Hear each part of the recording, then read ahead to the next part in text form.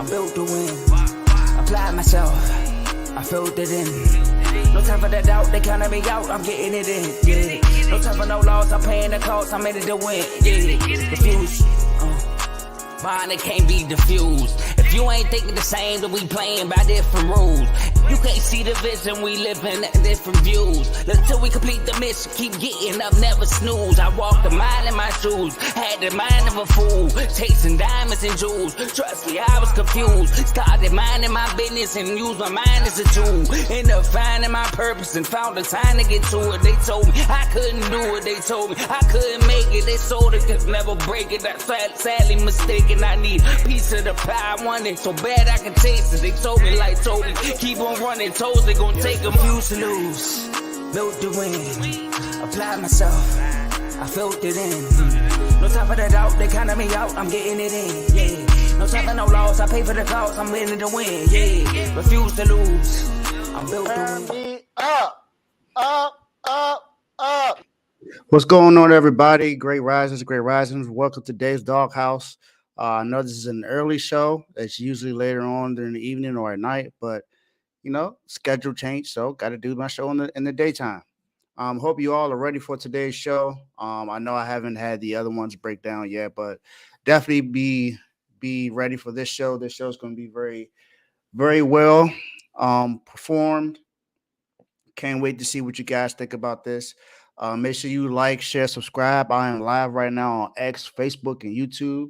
So make sure you make sure you hit that like button. You repost this and share it to somebody who you think will like who you think likes the show. Man. Shout out to my guy Vaughn, RBO Vaughn. Got me a Miami Heat shirt off of a bet that we got, and he got a North Carolina shirt off a bet that we had in college basketball. So not only do I win bets, I lose bets as well. So that's just how it goes. But definitely excited about this show. So got some people coming out of the doghouse again this week. Got some new members, and we got some dogs of the week, of course. And I got a honorable mention to talk about as well. That's going to be that is the newest segment in my show that I'm going to make sure that I do from now on now. Thanks to my brother who had an honorable mention with me as well. Last time he was not last time, but the first time he was on. So, man, it's exciting to talk about this and a good time to talk about this now. I do understand that some people are at work or driving, but hey, if you're listening, make sure you tune in. If you're able to tune in and share it, of course. But yeah, I'm excited about this. We already turned up.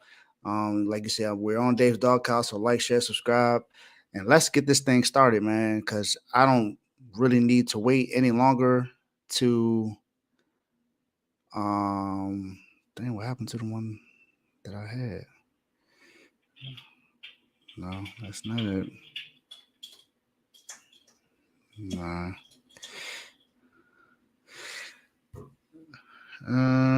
Well, that's why I took that out. Well, it looked like something was edited out, but either way, we're gonna have a good show. So let's go ahead and start with the first one. Yeah. So this is the doghouse. This is everybody that you see in there: Jay Butler, Sean Payton, Portland Trailblazers, Ryan Garcia. What up, Teddy? My guy BWT Baseball with Teddy. Make sure you tune into that. Like I said, he had a great interview with Xavier Scruggs. So tune into that if you have not already. Tiki Barber, Canelo Alvarez, the Detroit Lions, Draymond Green, Brandon Staley, Francis Ngannou, Sam Howell, the Dallas Cowboys, of course. There's a plethora of people in there, but we're just going to focus on the guys that are coming out of the doghouse. And I'm going to start off with this one. This one might be controversial, but hey, that's what the doghouse is for. It's not for everybody to like. It's not for everyone to dislike. It's to have a conversation and a debate. Draymond Green, finally out of the doghouse. Now, I said I was going to wait a while because I wanted to see him be able to do something without going crazy, even though he kind of sort of went crazy last night. But it was considered just a common foul. He wasn't thrown out of the game. He wasn't ejected. He hasn't been suspended. So from what I've seen, he's been on good. He's been doing what he needs to do to just focus on basketball. I'm not going to say he's on good behavior because I'm not his parent or anything like that. But he's been doing what he needs to do to more so focus on basketball. So Draymond Green is out of the doghouse. Um, which is good. Now, this does not mean that he's a dog. So, um, he's just doing whatever he needs to do to help the Warriors continue winning basketball. They won last night in blowout fashion by beating Miami Heat by 21 points. I believe the score was 113-92. So they pretty much did whatever they wanted. And yeah, Miami was without Jimmy Butler, Tyler Hero, Kevin Love, Jaime Jaquez. I get it. But still, they won in blowout fashion. Klay Thompson had a great night as well. So, you know, Draymond is doing what he needs to do by, being that defensive leader. His presence is well known as far as being a Warriors. He's a 4-time champion. So they know what to expect from him.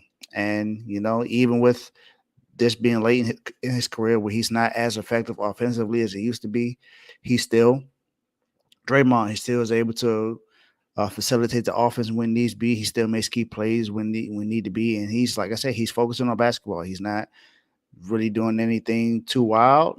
He's gotten to a couple of little instances, but nothing too major to where he's gotten ejected or suspended. So, Draymond Green, you are now out of the doghouse.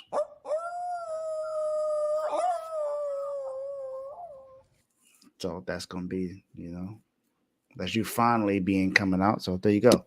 Then we got Lamar Jackson. Lamar Jackson is now out of the doghouse. Yes.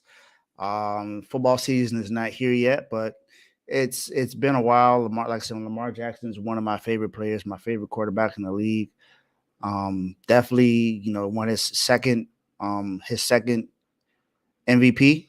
It wasn't unanimous this time, but still, he won his second MVP, led his team to the AFC Championship game further than what he's ever gotten his team. So, hey, man, I mean, it only took him one game to get there, but he still got there. That's what matters. And even though he did not perform particularly well in the AFC Championship game, that was not all on him.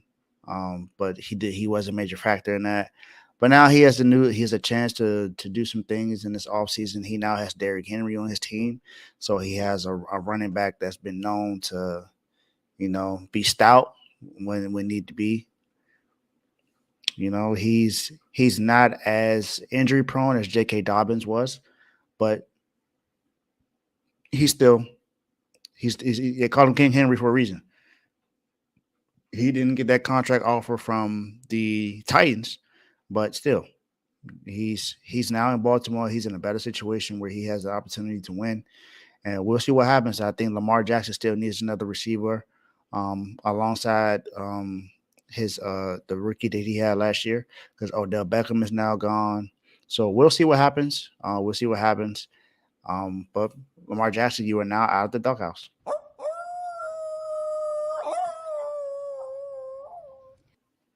And next we have the Detroit Lions. Detroit Lions are now out of the doghouse. They made some really good moves this offseason to improve their team. They went and got Carlton Davis from the Tampa Bay Buccaneers, which is a huge, huge move. We got some NBA news. Patrick Beverley said he tore a ligament in his right wrist. Wow.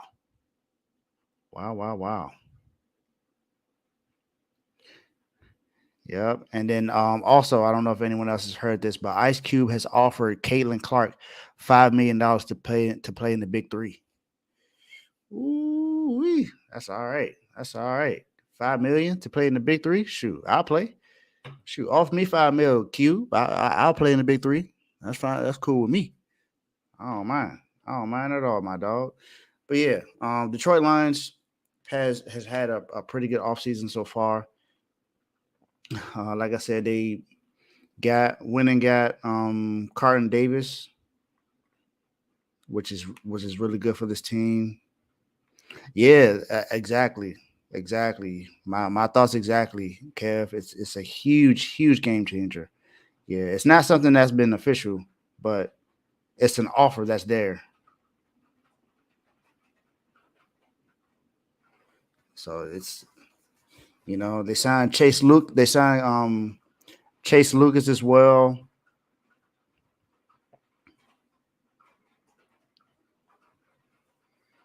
Let me see something.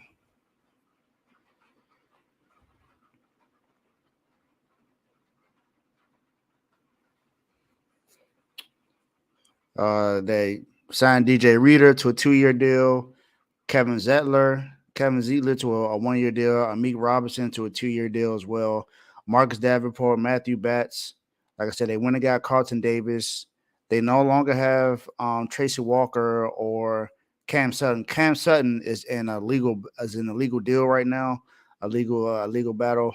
They've been searching for him for 2 weeks, but we'll see what happens with that situation. They re-signed Shane. They re-signed their tight end Shane, Graham Glasnow, Jalen Reeves, Emmanuel Mosley, gave him another 1-year deal. Re-signed their kicker, Dan Skipper. They re-signed Dan Skipper that's on the online. Khalil Dorsey, Scott Daly, and agreed to a 1-year deal with Donovan Peoples-Jones as well. So they did have a few players that left, though. Like I said, Chase Lucas is now with the 49ers. Matt Nelson is gone. He with the Giants. Benito Jones is with the Dolphins. Anthony Pittman signed with the Commanders. CJ Gardner-Johnson is back with the Eagles. But they still did some things to continue to improve this roster. So the Detroit Lions are now out of the doghouse.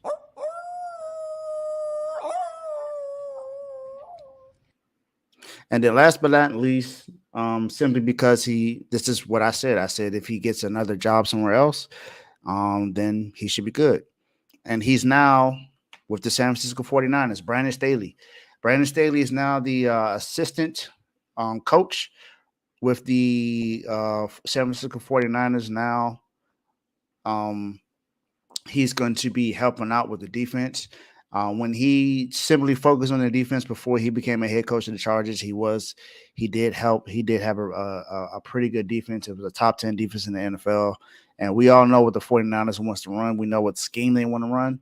So we have the guys in there that need to be able to do that. So we'll see what happens with what Brandon Staley is going to bring to this defense. They got everything that they need now.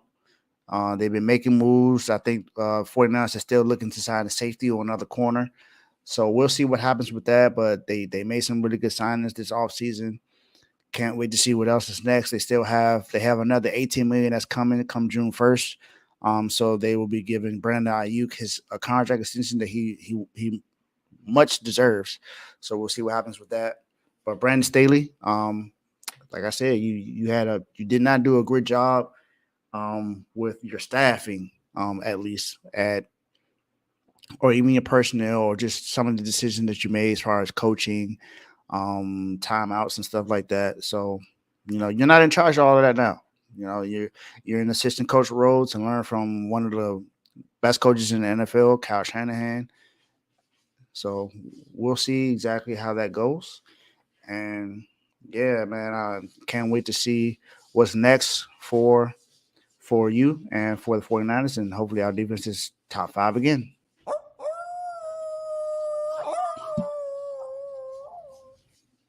Now that you're out of the doghouse, let's go to the new members. What is going on with the doghouse this time? Who do we have to talk about? Before we get into that, what I'm going to do is have a quick commercial break. Then I'll be right back. Yo, my name is Lambo Anlo. This is Dimitri. This is Ed Hahn. My name is Daryl Julian, and this is Refuse to lose sports. Refuse to lose sports. Refuse to Lose Sports. Refuse to lose sports. Mine, it can't be diffused. If you ain't thinking the same, then we playing by different rules. You can't see the vision, we live in different views. Look till we complete the mission, keep getting up, never snooze. I walked a mile in my shoes, had the mind of a fool, chasing diamonds and jewels. Trust me, I was confused. Started minding my business and used my mind as a tool. Ended up finding my purpose and found the time to get to it. They told me I couldn't do it, they told me I couldn't make it. They sold it, could never break it. That's sadly mistaken. I need a piece of the pie, I want it so bad I can taste it. They told me, like told me, keep on running, toes they gon' take them. Refuse to lose, built the win, applied myself, I felt it in. No time for the doubt, they counted me out, I'm getting it in, yeah. No time for no loss, I pay for the cost, I'm winning to win, yeah. Refuse to lose, I'm built to win, applied myself, I felt it in. No time for the doubt, they counted me out, I'm getting it in, yeah. No time for no loss, I'm paying the cost, I'm in it to win, yeah. Refuse.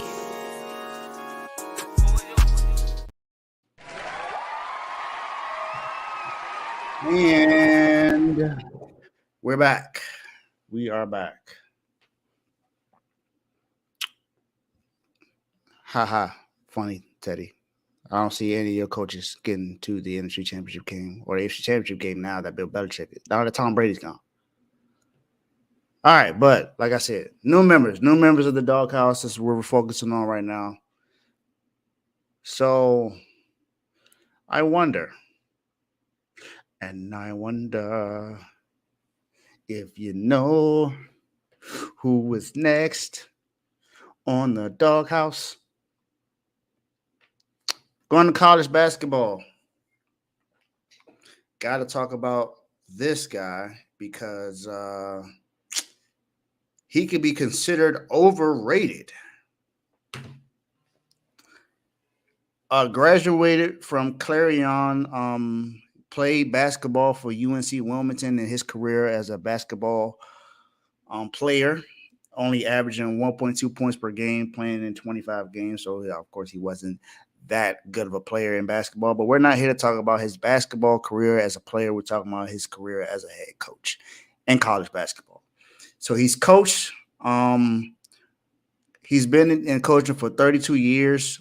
He has an overall record of 855 and 263, which is about a 76.5% win percentage in basketball, which is amazing nonetheless.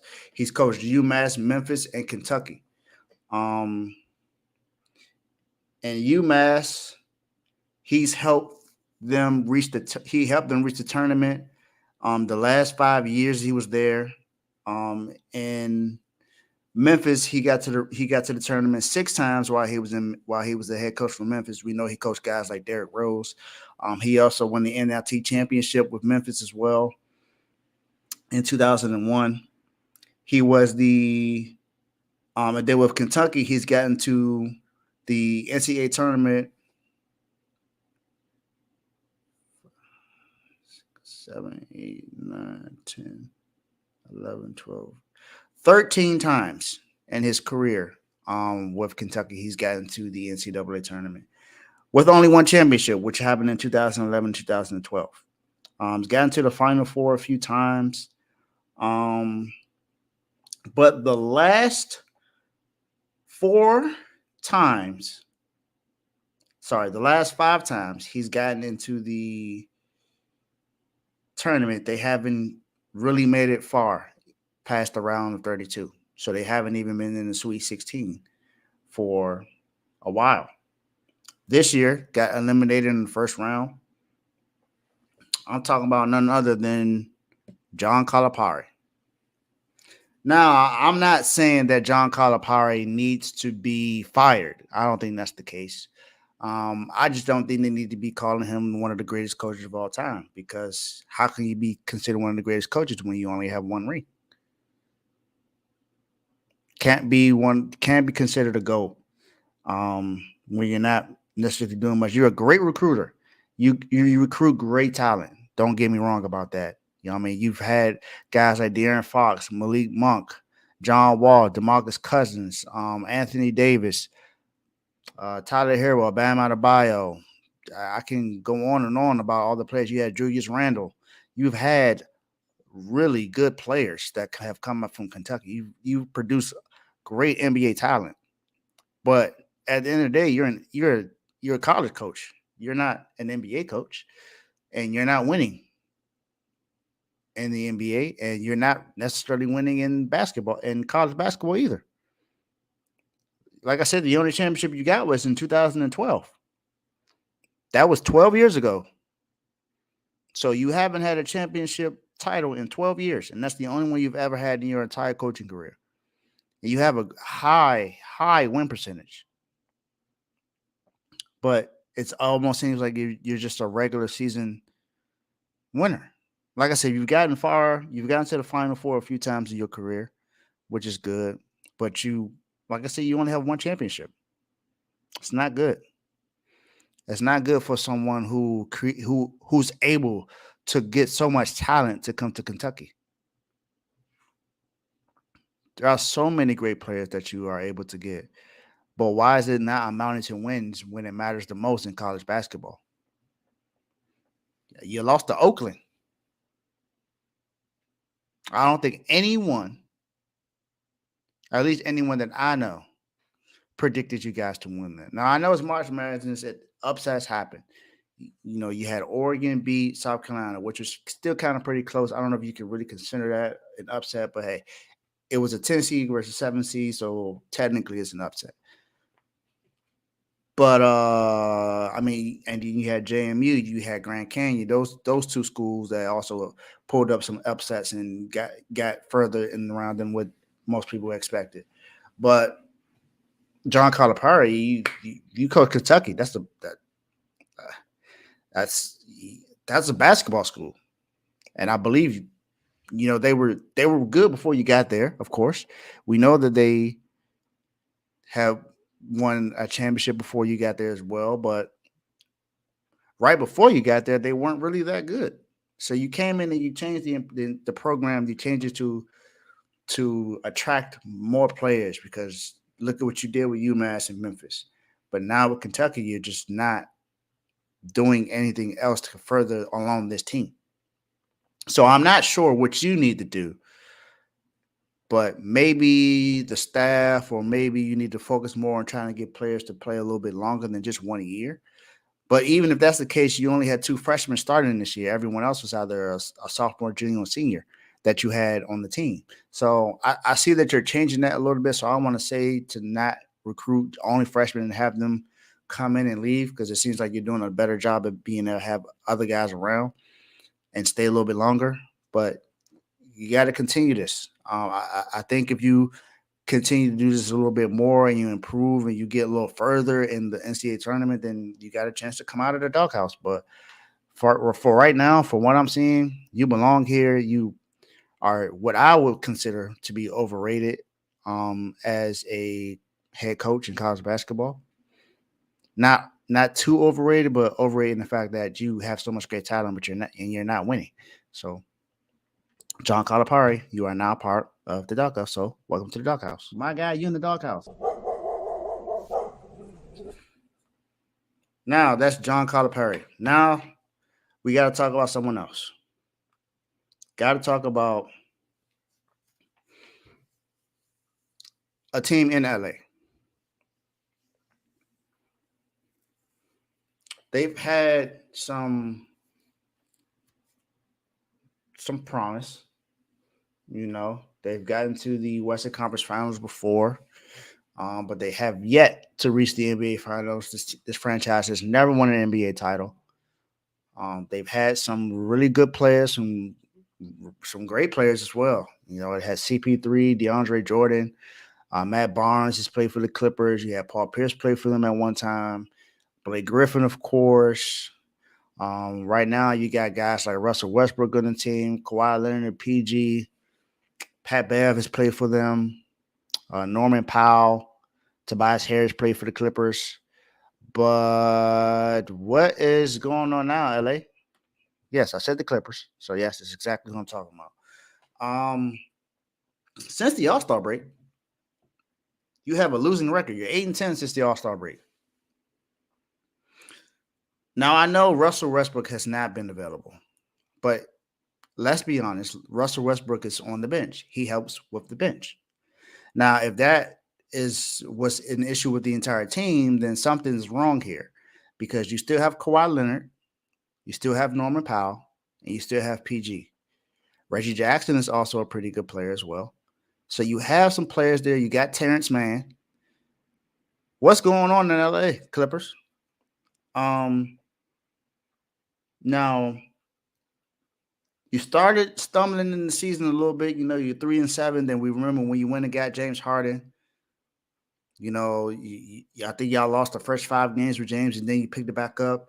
At one point, you shot all the way up to the number 1 spot in the West, and we're 35-16 as the number 1 seed in the West. Only 50 days since that night where you beat the Hawks 149 to 144. You've gone 9-11 since then.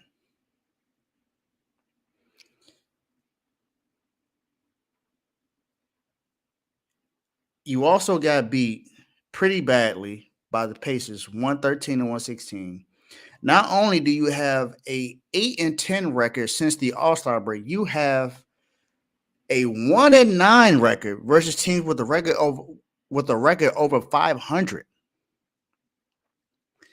So I know Tyler was clearly trying to figure out what's going on with this team, because how can you be considered one of the threats in the West to the Nuggets to win the championship, to get to the Western Conference Finals, if your team is so playing inconsistent right now, and you don't have any other major injuries other than Russell Westbrook right now? Like I said, Kawhi is still playing. He's been pretty much healthy all year. I think he's still playing with the nagging injury, but he's playing. You got Paul George as well. You got James Harden, Norman Powell. What is going on in LA? I'm honestly not sure. If someone can find the answer for me, please let me know. But the Clippers are not going the route where they need to go to be considered one of the threats in the West, and especially going now with it being about 2.5 weeks left until playoffs start.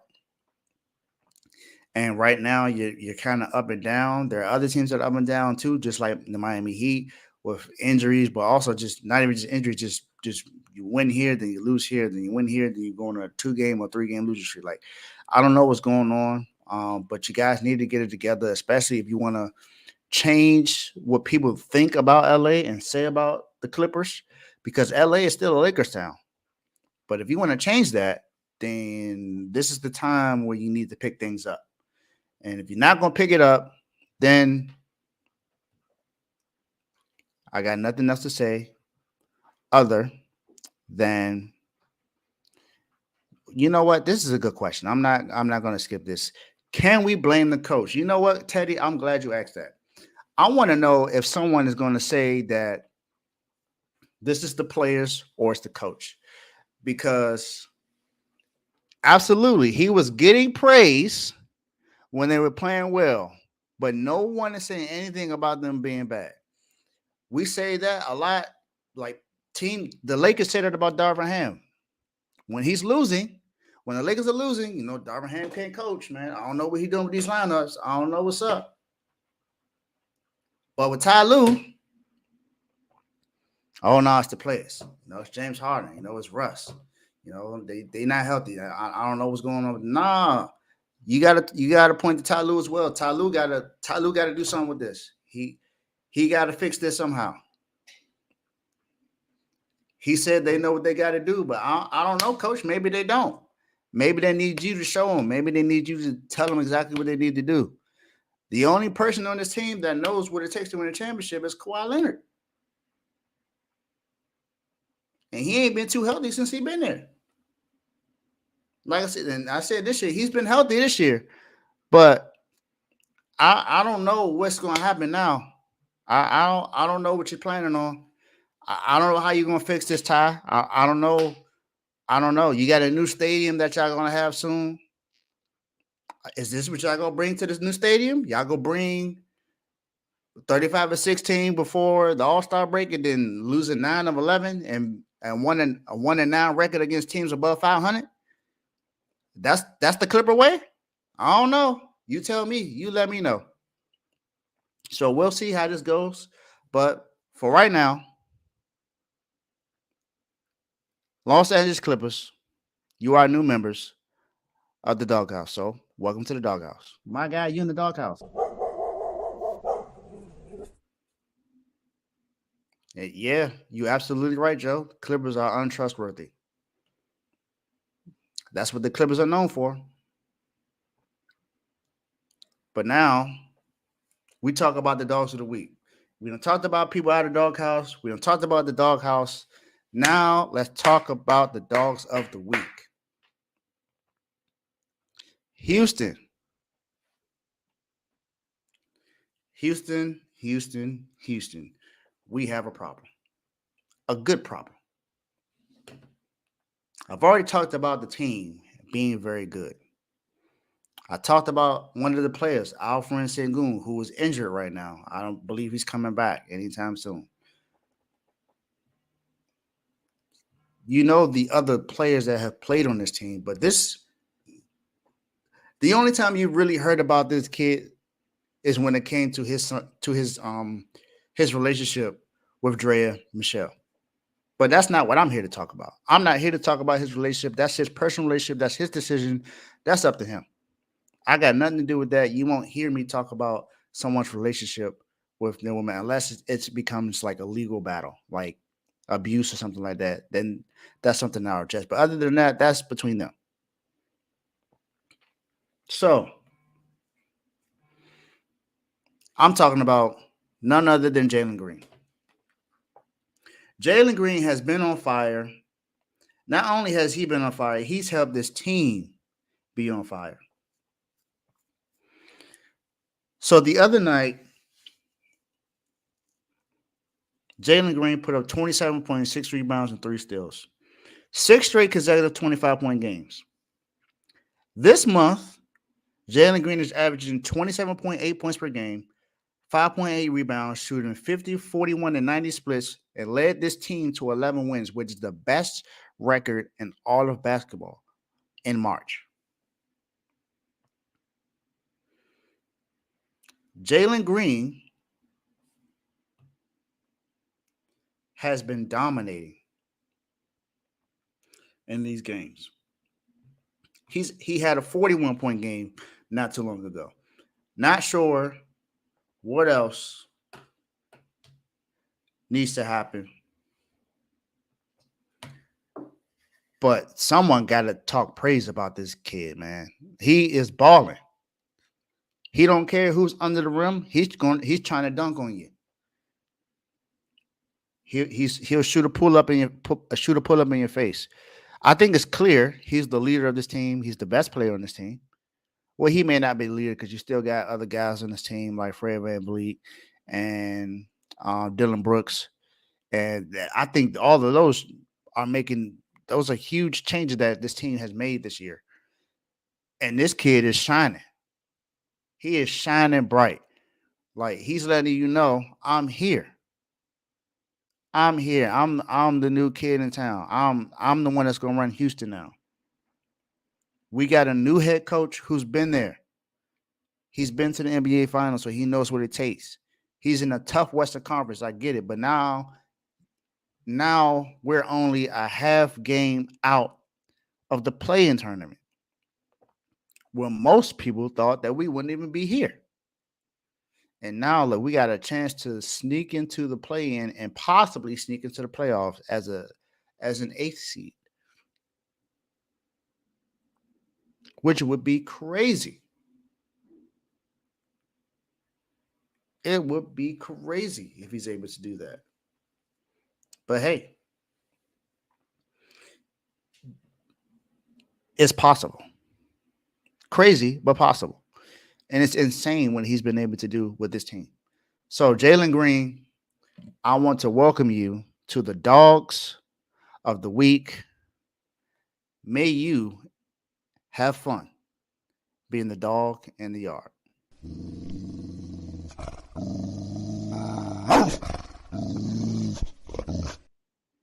All right. Next up, another young young kid. Same, just about the same situation, no, except for the playing thing. But this kid, when I when I say kid, I mean I'm 32, so I'm not saying he's a natural kid as a young man. It's just how I talk. He's a part of a team that has the highest net rating by a 5-man lineup since the trade deadline, which includes Najee Marshall, Trey Murphy, Jose Alvarado, and Larry Nance Jr. He has 3 career games with 30 plus points on 90% shooting. Only Wilt Chamberlain and Dwight Howard have more such games. I'm talking about young Zion Williamson out of Duke University. Zion is being Zion. We know what he was predicted to be when he was the number 1 overall pick by the New Orleans Pelicans, why they were willing to trade away those picks to send Anthony Davis to LA so they can get Zion. And yes, it has not been what we wanted it to be, what we expected it to be because of health reasons and stuff like that. But you want to know something? Y'all remember when Stephen A said that he was too fat? Like there were some things that he just needed to do, like restaurants just knew that he was going to be there. But they couldn't wait for him to test out their new recipes and stuff. You remember when Stephen A said that? What has Stephen A said about that since now? Has he praised Zion since then? Somebody let me know. Show me the video if he has. But since the in-season tournament, which is around the same time Stephen A had criticized him, Zion has lost 25 pounds. And this is why his performance has been so great since then. His last game, he put up 36.7 rebounds, 66. He was 13 of 14. He missed 1 shot the entire game. Second player, this with a 35-5-5 game or 90% shooting in the last 50 years. The only other guy that has gotten that is Nikola Jokic, who is a 2-time MVP and the NBA champion finals MVP. Zion in March has averaged 24.4 points per game, almost 8 assists and 8 rebounds and 5 assists a game on 63% shooting. Also, in the last 10 games, he's averaged 7 assists per game, which has led his team to a 7-3 record. That's the highest assist average he's had over any 10-game span in his career. Zion Williamson is playing like we expected him to if he's healthy. He can be dominating. He can dominate anyone if he's healthy and he's focused. He has not done that every single chance. But hey, he has the opportunity to do that now. And with Brandon Ingram out for 2 weeks, we can see exactly what his impact is going to be. So give him some praise when it's just due. Don't just criticize the man when he look fat and he ain't eating right. When he winning and he cooking, talk about his weight then too. Talk about how in shape he looks. Talk about how he's getting himself right. He's doing whatever he can. Give him some praise. Don't just criticize him, man. Talk about how good he's doing too. And that's what I do. That's what we're going to do here. So Zion Williamson, you are a dog of the week. Welcome to the dogs.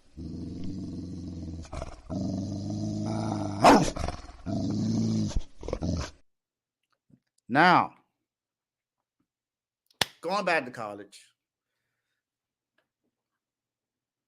to my favorite team, one of my favorite players on the team, who I said could be considered the second best player on the team. Someone else disagrees.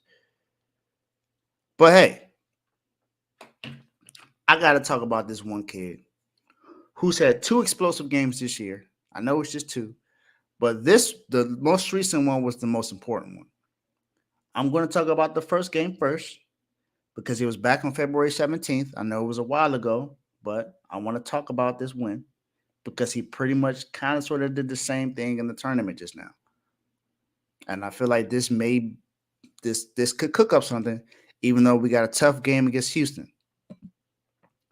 I'm talking about Jerry McCain. Jerry McCain on February 17th against Florida State.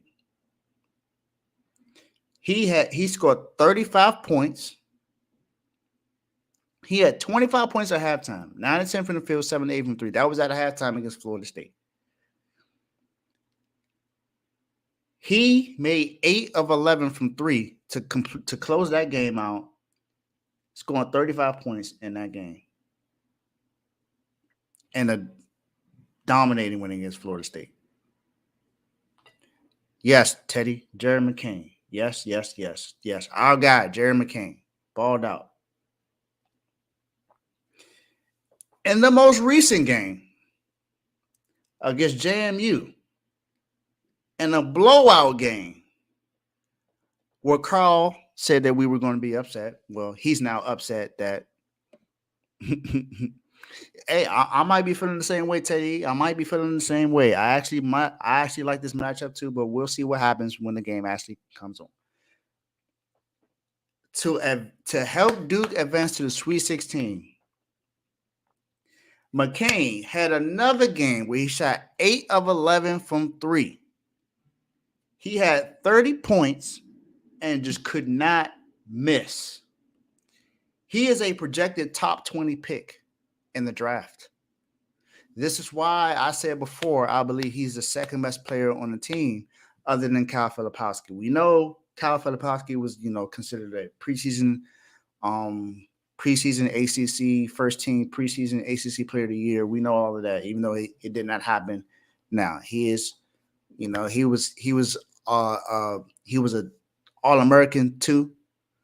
So you gotta think about that. But Jerry McCain has stepped up in games when it mattered the most. Jerry McCain deserves some praise. He shot 52. Duke shot 52% from the field and 50% from 3, in large part due to what McCain did. Duke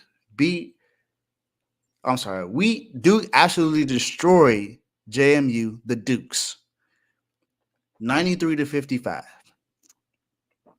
That is crazy confidence to have going into the Sweet 16 against a team in Houston that struggled against Texas A&M. Now, Texas A&M is a good team. Don't get me wrong. But, dog, all I'm saying is watch out. It's something can happen. Something can happen. So, Jerry McCain, you're my dog, and you're now dog of the week. So, welcome to the dogs.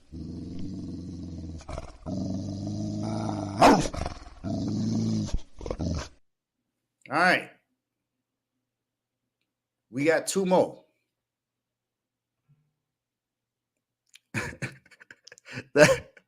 That's a good one, Teddy.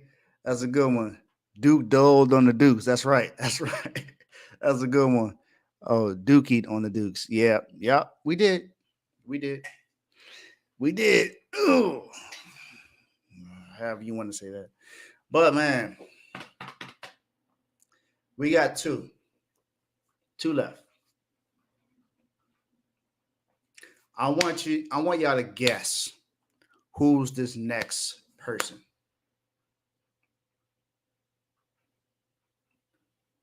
Came from Indiana. Oh, too late now. I don't know. I revealed it. I done messed up. I messed up the guess part. Demonte Sabonis.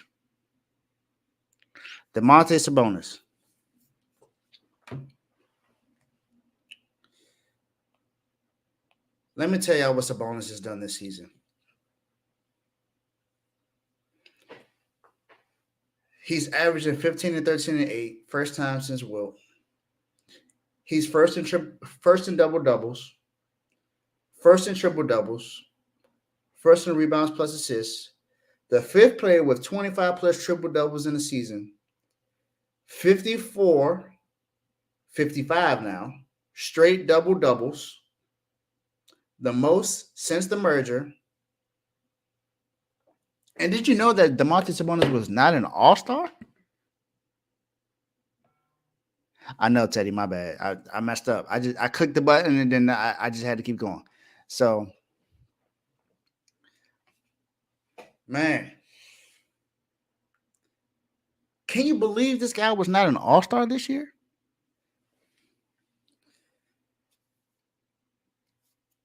He has, like I said, he now has 55 straight double-doubles since the ABA-NBA merger, which is the most all time. Consecutive, by the way. That is 55 straight games having a double-double. Whether it's points, assists, or rebounds, he's had at least 10 of each. Or at least 10 for 2 of the 3 in 55 straight games. Not 5, not 15, not 25, 55 straight games. 66 double-doubles this season, 24 triple-doubles, the only player to reach those marks in over 50 years. 50 years is a long time. I'm only 32. So imagine 50 years. That is a long time. That's 1974. I don't think y'all realize how long ago that was. It's crazy.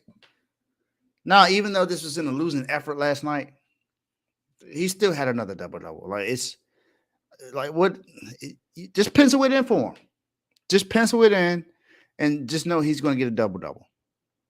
I'm not sure if there's even betting odds on him getting a double-double.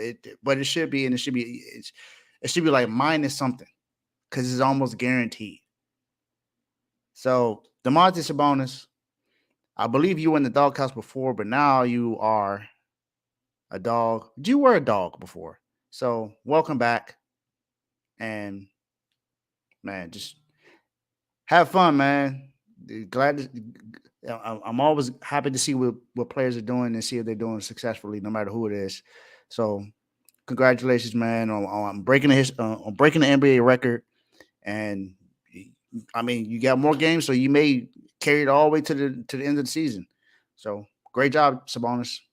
My guy, you in the doghouse. Oh, sorry. Wrong one. Look, messing up again. You're not in the doghouse. You're a dog.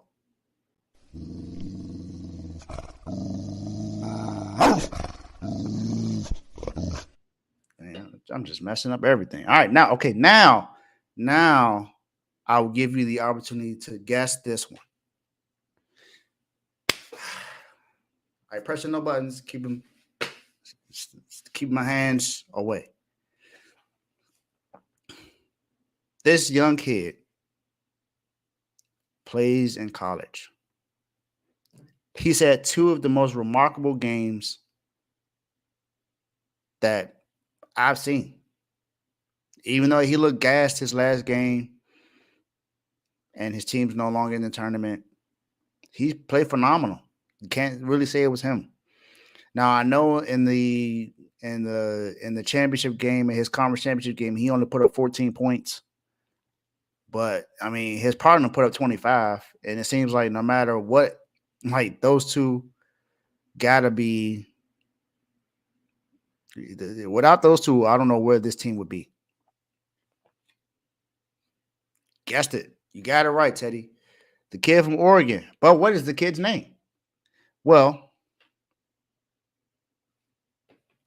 you're about to find out. Kid's name.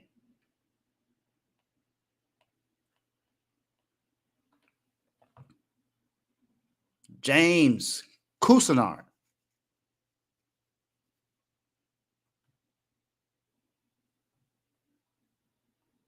I believe that's the correct first name.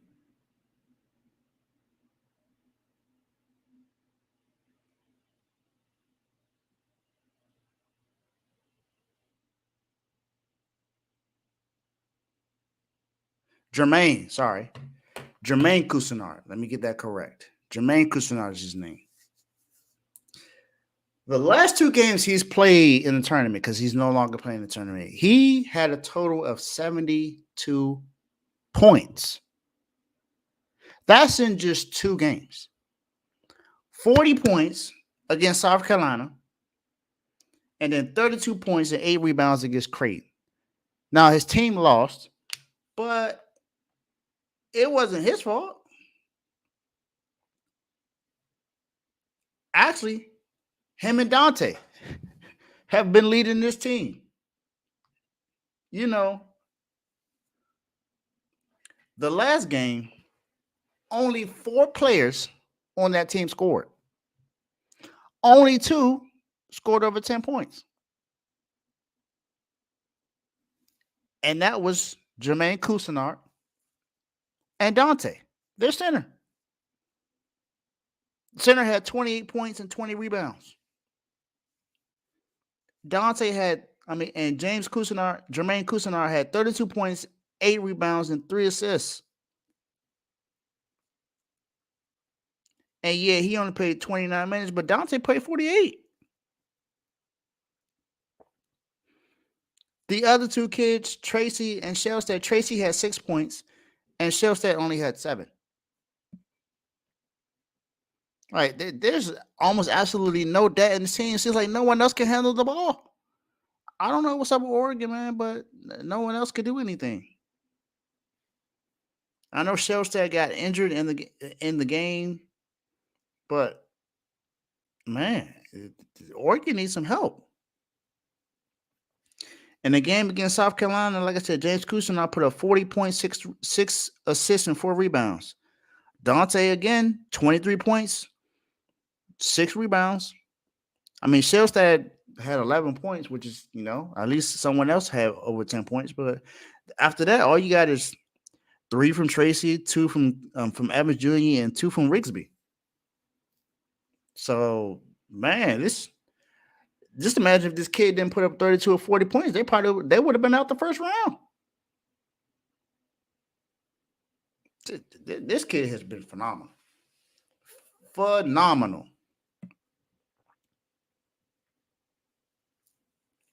There's this kid got a bright future, man. He got a bright future. He balled out. Straight balled out. All I gotta say is, kid, I was happy to watch a game and see what you did to help your team get to the point to where they could have beaten Creighton and could have extended this Cinderella run for your team, but it was cut short. But look, this ain't on you. This ain't on you or Dante, and I gotta give you praise when it's just due. So welcome to the Dogs, Jermaine Cousinard. I know it's an early offseason for you, and you wish you were still playing, but let me tell you this: I'm proud of what you did, and I'm excited to see what you got next. Welcome to the Dogs.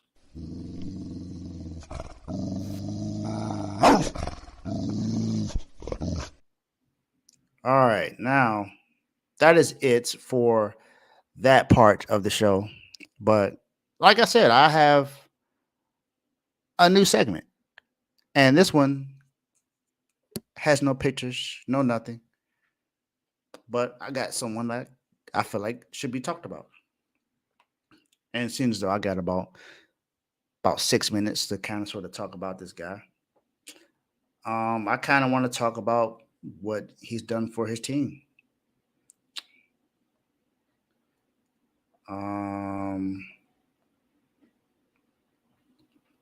GM helping out a team in the AFC North. And I'm actually, this is a story franchise as well. They recently just signed somebody, Cordero Patterson.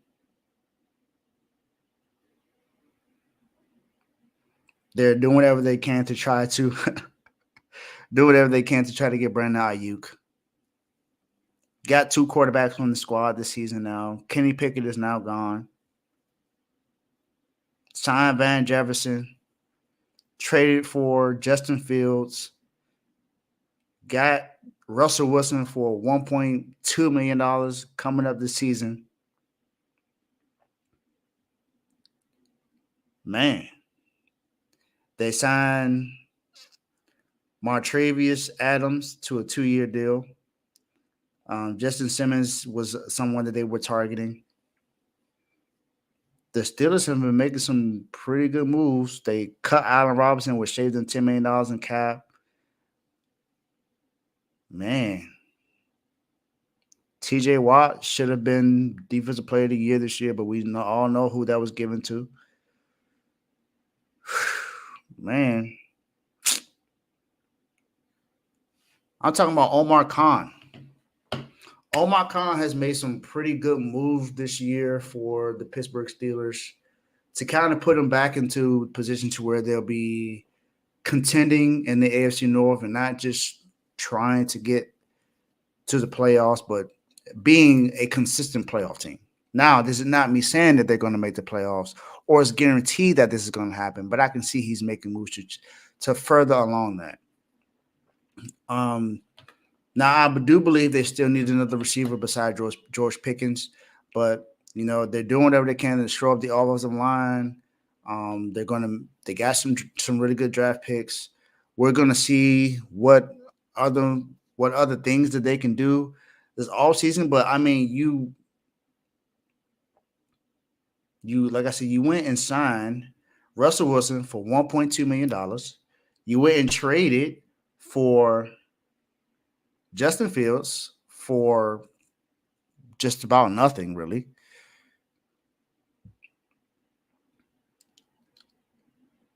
And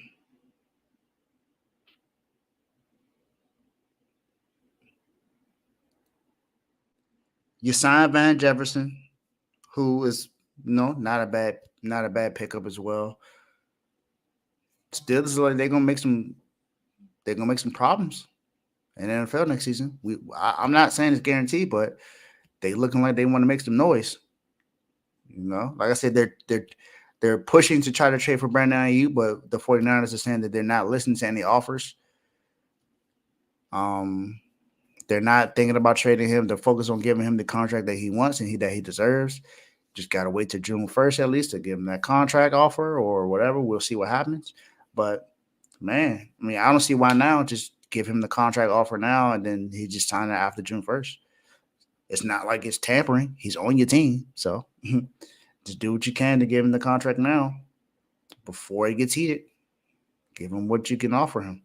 And then plus giving him the contract will save the team $7 million. So give him the extension. But other than that, the Steelers seem to be the one team that's in prime position to land a guy like that. Now just imagine that kind of offense. You got Brandon Ayuk and George Pickens. You got Najee Harris back there with the other running back Warren. Then the defense is going to get improved with Joey Porter Jr. back there, TJ Watt. Like I said, they just signed the other guy.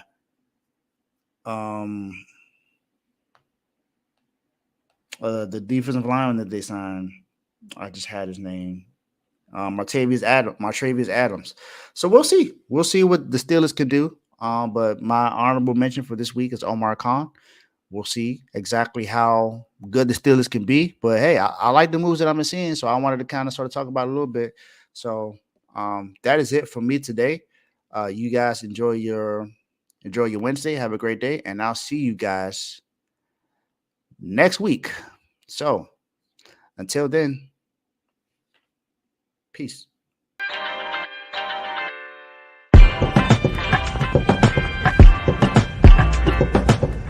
Thank you for watching all the way through and tuning all the way into the end. Thank you for enjoying Dave's Doghouse. I hope you had a great show. Make sure you like this video and hit the notification button so you get an alert whenever I go live again or have another video and another episode. And also, last but not least, hit that share button. If you enjoyed this and you think someone else will enjoy it, share it. And also, thank you again for, tuning into this episode. And I'll see you next time.